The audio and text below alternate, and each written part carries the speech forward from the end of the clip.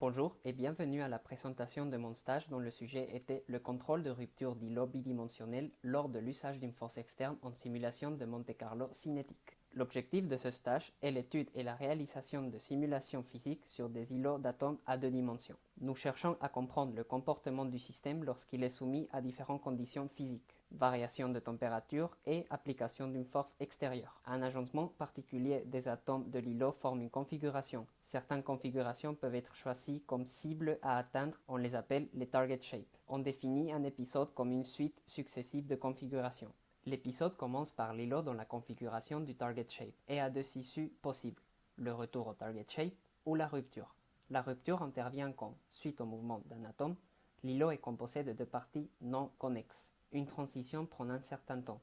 La somme des temps de transition fournit la durée d'un épisode. L'îlot d'atomes est situé sur un réseau carré à deux dimensions.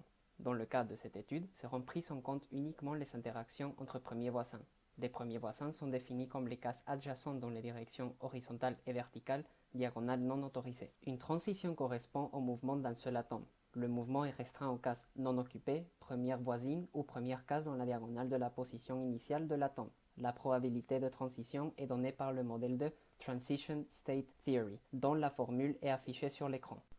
L'électromigration est le phénomène de déplacement des atomes dans un conducteur induit par un flux d'électrons. La figure de gauche représente une observation expérimentale. Nous observons que le champ électrique dirigé vers le bas induit un flux d'électrons dirigé vers le haut.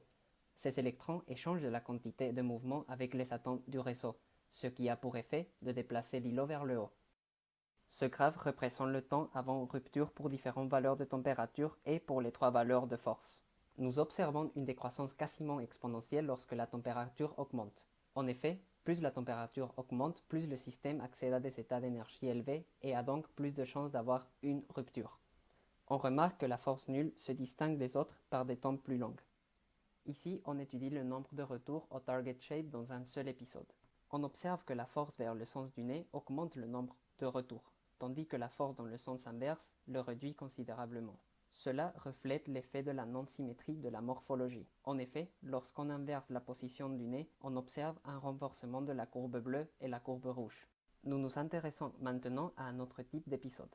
Cette fois, l'épisode n'a le droit de se finir que par le retour au target shape. S'il y a rupture, l'épisode n'est pas comptabilisé.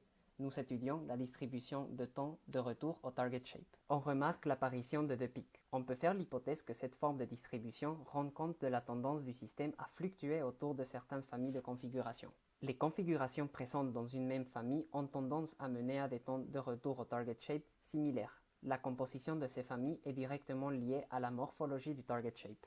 Pour conclure, ces informations pourront aider à comprendre les résultats obtenus avec une méthode d'apprentissage par renforcement. Merci pour votre attention.